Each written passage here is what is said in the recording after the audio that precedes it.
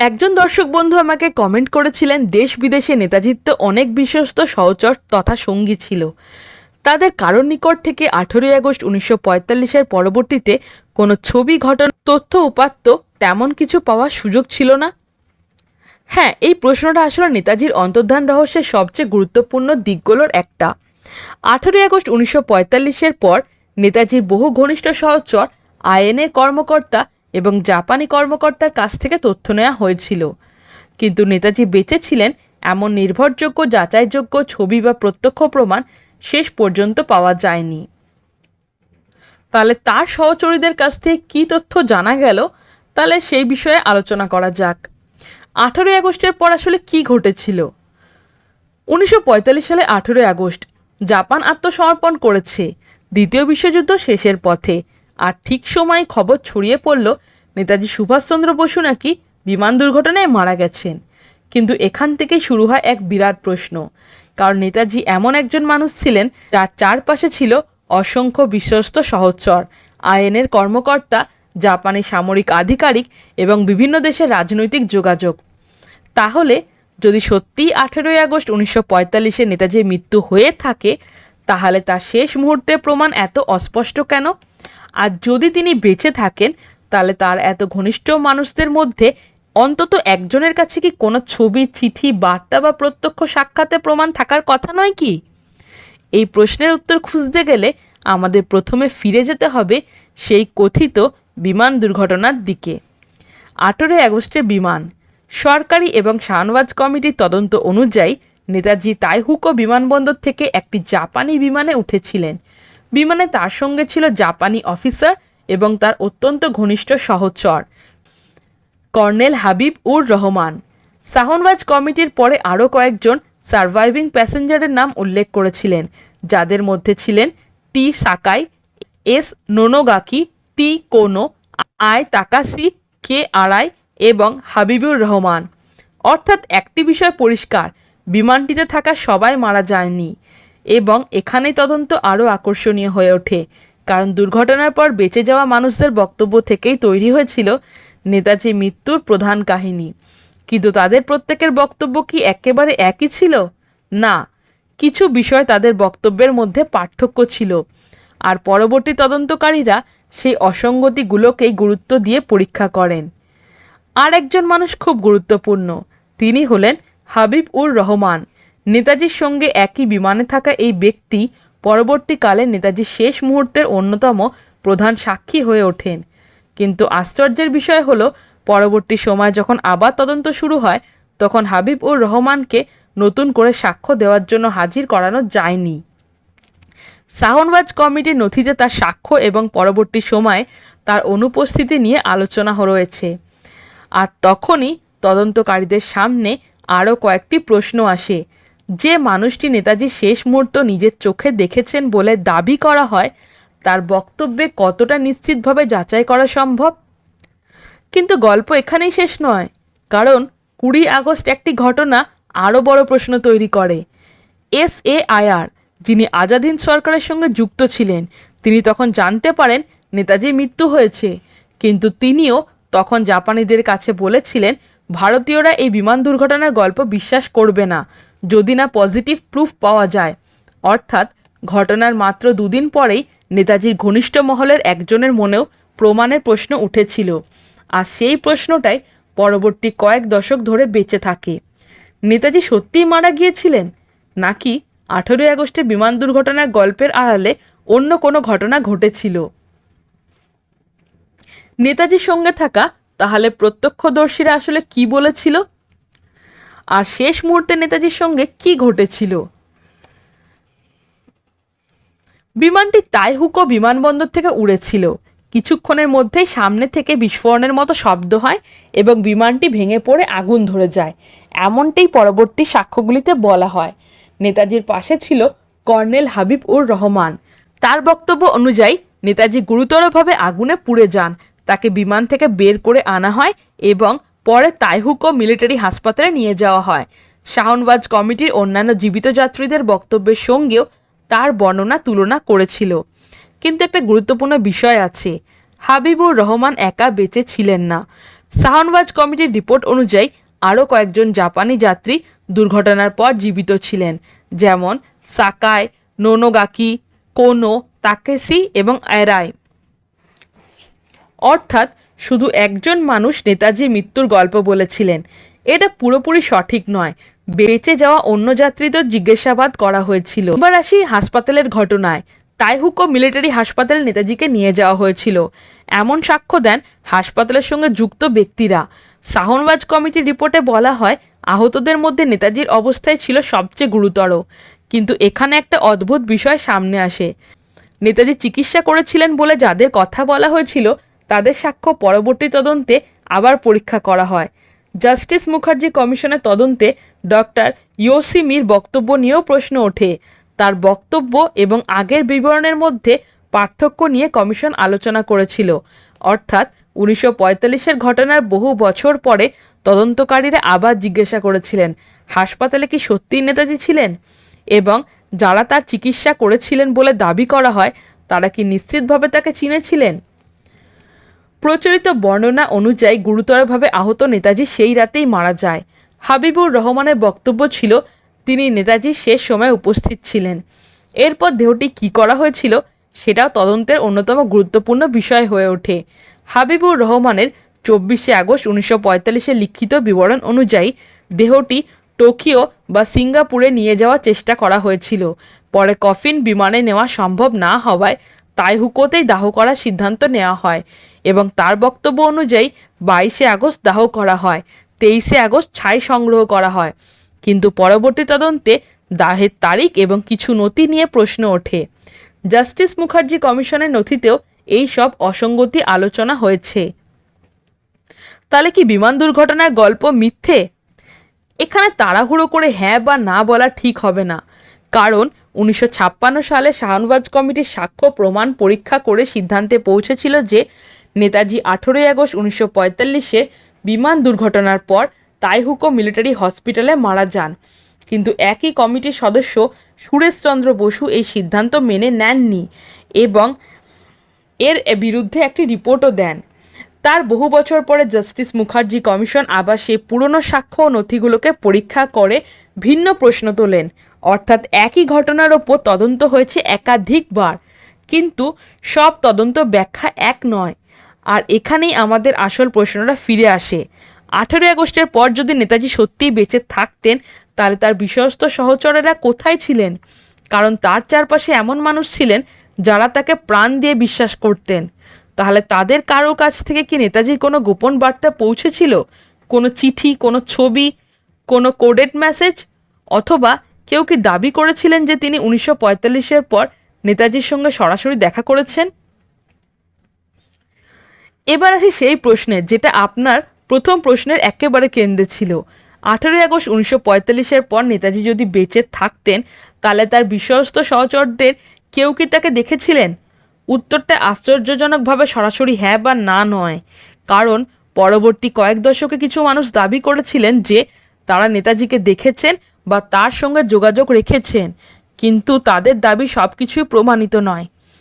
আর এই গল্পের সবচেয়ে আলোচিত অধ্যায় হলো গুমনামি বাবা বা ভগবানজি রহস্য। 1960-এর দশক থেকে উত্তরপ্রদেশে এক রহস্যময় সন্ন্যাসীর কথা সামনে আসতে শুরু করে। তিনি নিজের মুখ সাধারণত আড়ালে রাখতেন এবং নিজের পরিচয় প্রকাশ করতেন না, কিন্তু তার সঙ্গে যোগাযোগ থাকা কিছু মানুষ দাবি করেন এই মানুষটি আসলে আর কেউ নন, নেতাজি সুভাষচন্দ্র বসু। সবচেয়ে গুরুত্বপূর্ণ বিষয় হলো এই দাবিদারের মধ্যে এমন কয়েকজনও ছিল যারা 1945-এর আগে নেতাজিকে ব্যক্তিগতভাবে দেখেছিলেন। জাস্টিস মুখার্জি কমিশনের পরে এই সাক্ষ্যগুলো পরীক্ষা করে। কমিশনের নথিতে এমন সাক্ষীদের কথাও রয়েছে যারা দাবি করেছিলেন যে তারা নেতাজিকে আগে দেখেছেন এবং পরবর্তীকালে গুমনামি বাবা বা ভগবানজির সঙ্গে মুখোমুখি দেখা করেছিলেন।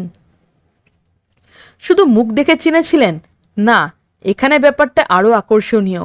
গুমনামি বাবার থাকার জায়গা থেকে নেতাজি সংক্রান্ত প্রচুর সামগ্রী উদ্ধার হয়েছিল। এর মধ্যে ছিল নেতাজি পরিবারের সদস্যদের ছবি, নেতাজি সম্পর্কিত বইপত্র, নথি এবং অন্যান্য সামগ্রী। মুখার্জি কমিশনের এই সামগ্রীগুলি একটি অংশ পরীক্ষা করেছিল আর পাওয়া গিয়েছিল আরও একটি গুরুত্বপূর্ণ জিনিস, চিঠিপত্র। কিছু আইএনএ সংশ্লিষ্ট ব্যক্তি এবং নেতাজি পরিচিত মানুষ গুমনামি বাবা ভগবানজির সঙ্গে যোগাযোগ রাখতেন বলে দাবি করেন। এমনকি কমিশনের নথিতে কিছু ব্যক্তির লেখা চিঠিও পাওয়ার কথা উল্লেখ রয়েছে।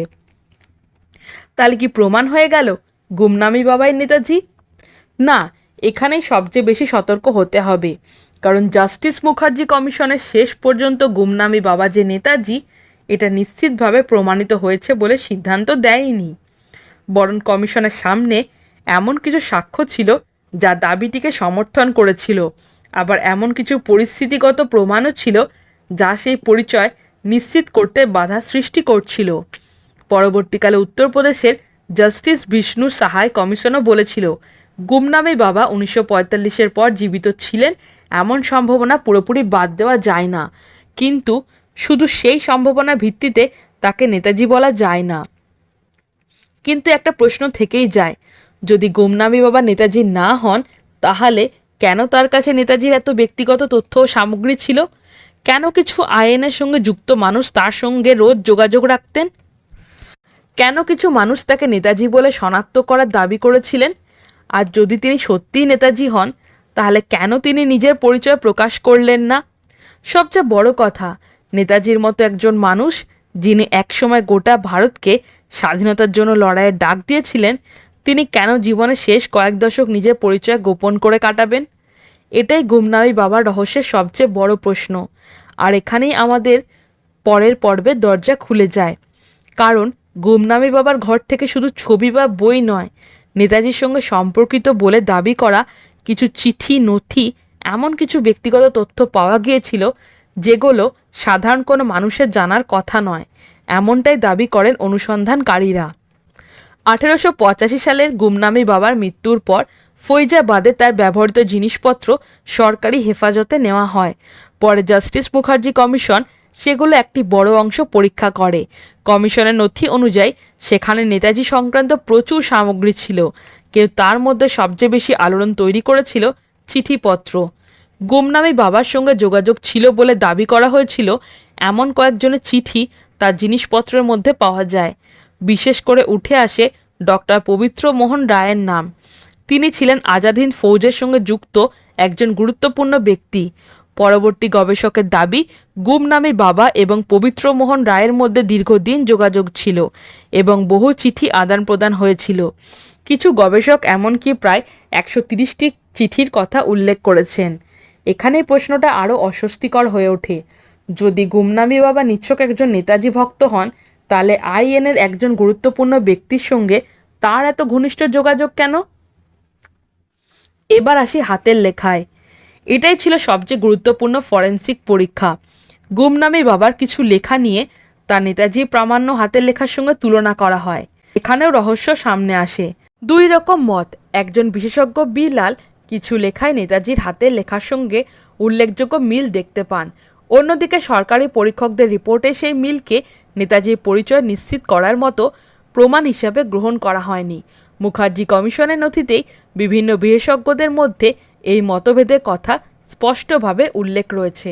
অর্থাৎ একজন বলছে মিল রয়েছে, অন্য পক্ষ বলছে এই মিল দিয়ে পরিচয় নিশ্চিত করা যায় না। তাই শুধু হ্যান্ডরাইটিংয়ের উপর দাঁড়িয়ে বলা যায় না গুমনামি বাবাই নেতাজি। আর তারপর এলো ডিএনএ পরীক্ষা। এবার তদন্তকারীরা আরও কঠিন প্রশ্নের দিকে গেলেন। গুমনামি বাবার ব্যবহৃত জিনিসপত্রের থেকে পাওয়া নমুনা এবং নেতাজি পরিবারের সদস্যদের ডিএনএ নমুনা নিয়ে পরীক্ষা করার চেষ্টা করা হয়। মুখার্জি কমিশনের নথিতে ডিএনএ পরীক্ষার জন্য নমুনা সংগ্রহ ও পরীক্ষার কথা রয়েছে, কিন্তু এখানেও ফলাফল এমন কোনো নির্ণায়ক ডিএনএ প্রমাণ দেয়নি যা গুমনামি বাবা নেতাজি বলে নিশ্চিত প্রতিষ্ঠা করে। পরবর্তী সময় ডিএনএ রিপোর্ট নিয়ে বিতর্ক চলেছে। এমনকি 2022 সালে CFSL জানায় যে গুমনামি বাবার ডিএনএর ইলেকট্রোফেরোগ্রাম তাদের কাছে রয়েছে, কিন্তু আরটিআই সেটি প্রকাশ করতে দেয়নি। তাহলে এত কিছু থাকার পরেও সিদ্ধান্ত হলো না কেন? এখানে আসল ব্যাপার, জাস্টিস মুখার্জি কমিশন এমন কিছু সাক্ষী পেয়েছিল যারা 1945-এর আগে নেতাজিকে দেখেছিলেন এবং পরে গুমনামি বাবাকেও সামনাসামনি দেখেছিলেন, এবং তারা দুজনকে একই ব্যক্তি বলে দাবি করেছিলেন। কিন্তু কমিশন একই সঙ্গে বলেছিল অন্য কিছু শক্তিশালী তথ্য ও পরিস্থিতিগত প্রমাণের কারণে গুমনামি বাবা যে নেতাজি এমন চূড়ান্ত সিদ্ধান্তে পৌঁছানো সম্ভব নয়।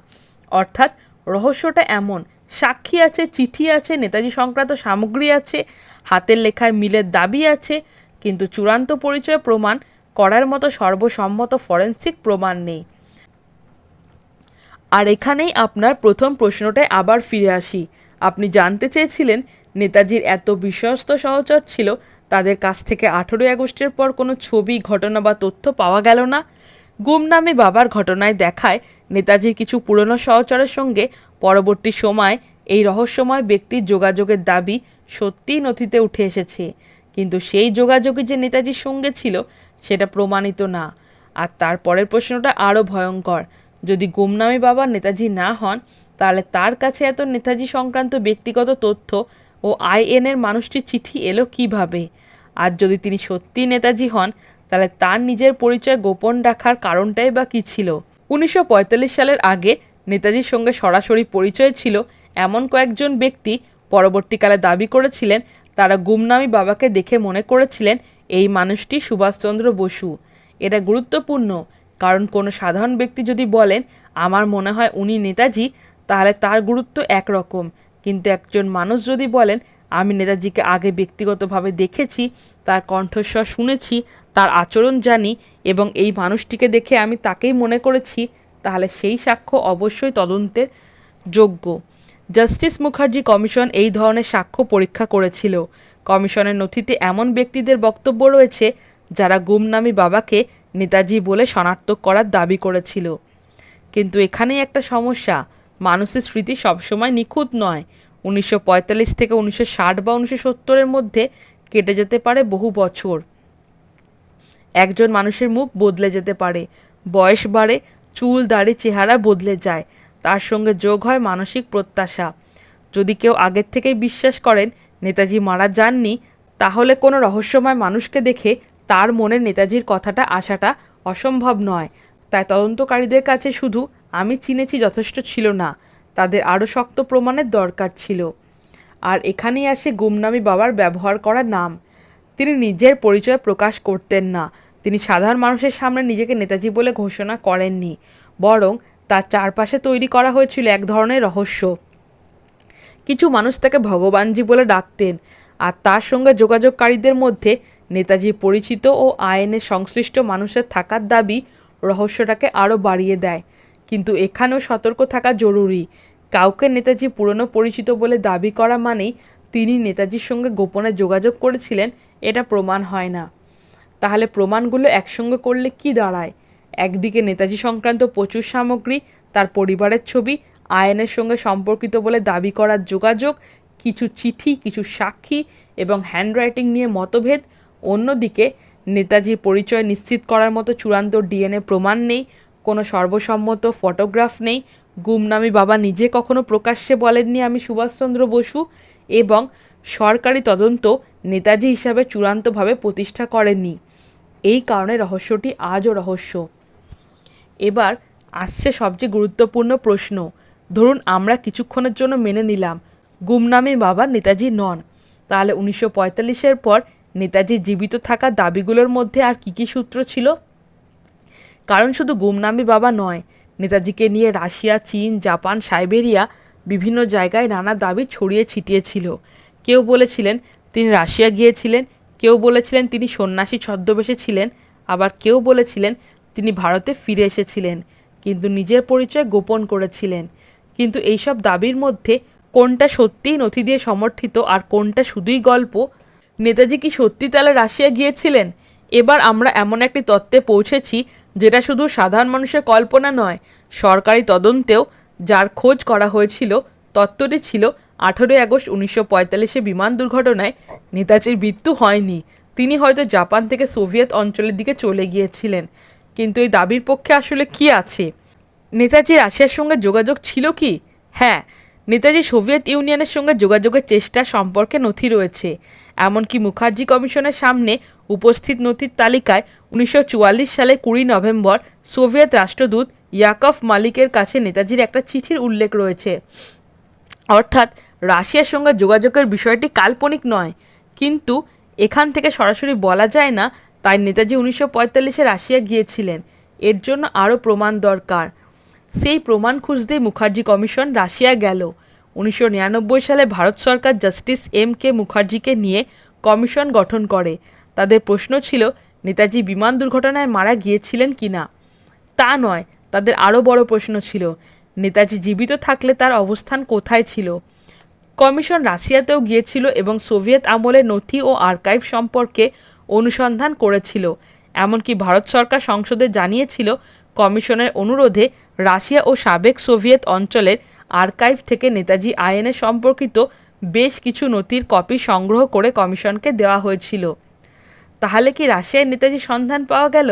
না, এখানে গল্পের সবচেয়ে গুরুত্বপূর্ণ মোড়।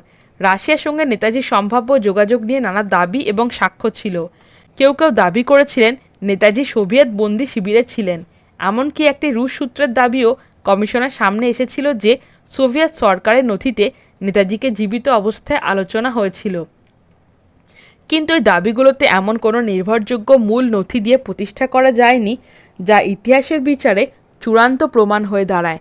অর্থাৎ রাশিয়ার তত্ত্ব ছিল তদন্তযোগ্য, কিন্তু তদন্তের এমন নির্ণায়ক কোনো প্রমাণ পাওয়া যায়নি যে নেতাজি সোভিয়েত রাশিয়ার বন্দি শিবিরে ছিলেন।